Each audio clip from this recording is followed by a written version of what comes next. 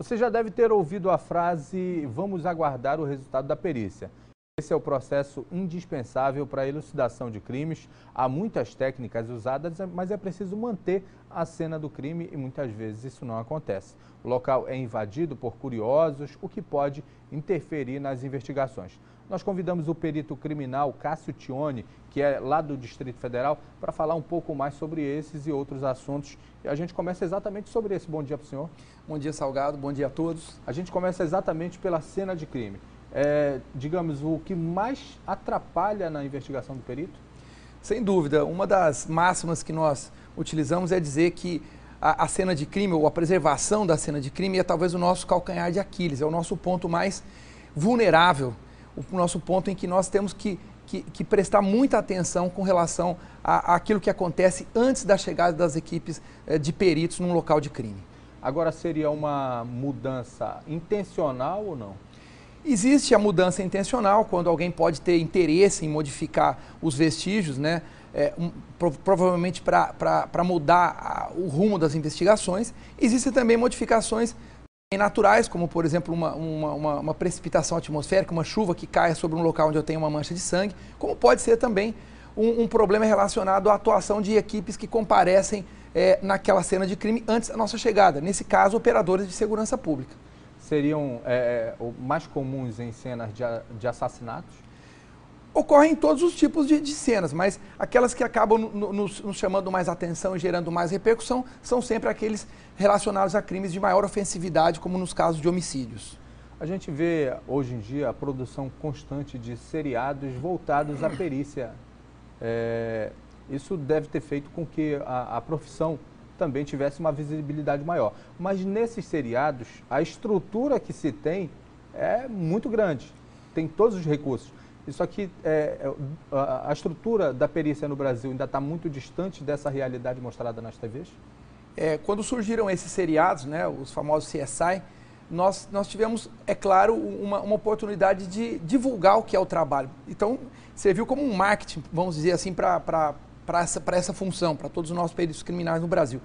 Mas nós também tivemos uma outra dificuldade, que é o fato de você muitas vezes revelar como é que você poderia adulterar uma cena de crime. Isso também foi um problema, tanto que em outros países passou a se estudar isso como o chamado fenômeno CSI.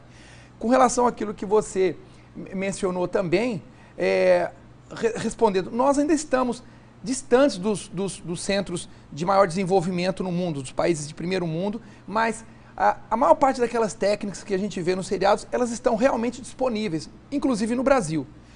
O que eu diria que é um pouco ou muito diferente é a própria velocidade com que se produz um resultado. Não é simplesmente você coletar um vestígio na cena de crime, introduzir um vestígio numa máquina e ela, dali a poucas horas, te dá até o endereço do suspeito. Não é bem assim que funciona. Os peritos, eles analisam os vestígios psicológicos do local de crime, dos crimes. Como é que ocorre esse processo? Bom, você tocou num assunto bastante particular, vamos dizer assim. Eu recentemente produzi um trabalho que discutia exatamente a questão dos vestígios psicológicos. A questão do vestígio psicológico, ela depende muito da interpretação que você dá nos vestígios que são encontrados na cena de crime, tentando transformar algo que é por natureza material, mas que pela interpretação permite você deduzir mensagens ou refletir um pouco da personalidade daquela pessoa que foi o autor daquele crime. Isso não vai acontecer em todos os locais, obviamente, são aqueles crimes onde você vai ter, de alguma forma, essa manifestação por parte do autor. É também uma coisa de percepção, então, do profissional? Sem dúvida, é algo da percepção e é algo baseado no próprio conhecimento já acumulado a respeito de determinados comportamentos, determinadas patologias de ordem psicológica, etc. Agora, tem também uma parte da perícia que analisa documentos, se eles são verdadeiros ou falsos, se a escrita numa carta de suicídio, por exemplo, é a da pessoa mesmo que cometeu o ato. Como é que é feito esse trabalho? Aí nós estamos falando de uma outra área, que é a área que nós denominamos documentoscopia. Nós temos aí a questão importante que é a identificação dos documentos. Nós nos referimos àquilo que você disse como um documento verdadeiro, nós utilizamos a palavra autêntico. Então, ou ele é um documento autêntico ou ele é um documento falso. os documentos que têm o que nós chamamos de elementos de segurança, eles permitem a utilização desses elementos para a sua identificação e a sua separação dentro daquele universo do que seria falso. Em relação às escritas, a escrita ela é considerada algo particular, cada um tem a sua. Então, se eu estiver analisando a sua escrita, por exemplo, e eu tiver de posse do que nós chamamos de um padrão da sua escrita, eu tenho condição de tentar identificar naquela escrita elementos que são particulares, que são exclusivamente seus e podem permitir que a sua escrita possa ser diferenciada em relação a qualquer uma outra que a gente pudesse analisar. Agora, Cássio, a sua vinda aqui no Amapá é para participar de um curso que é aberto aí para quem tem interesse de conhecer um pouco mais sobre a profissão, não é isso?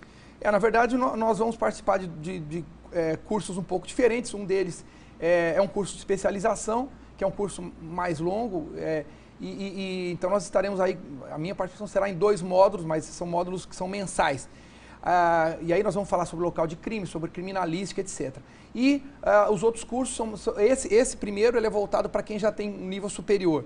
E o outro, que são cursos relacionados à área de documentoscopia, esse é aberto a pessoas que têm necessidade, muitas vezes, de estarem trabalhando com relação à questão de fraudes, à questão de identificação de documentos, etc.